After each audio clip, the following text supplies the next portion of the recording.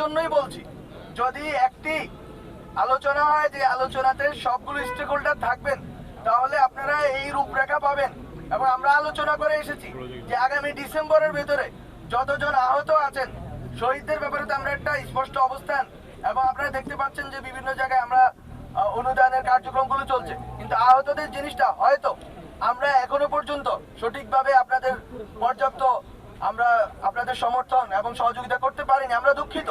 কিন্তু আমরা মনে করি আগামী ডিসেম্বরের ভেতরে একটি রূপরেখা আপনাদের দিক থেকে আসুক এবং সব স্টেক হোল্ডাররা মিলে বসে আগামী ডিসেম্বরের ভেতরে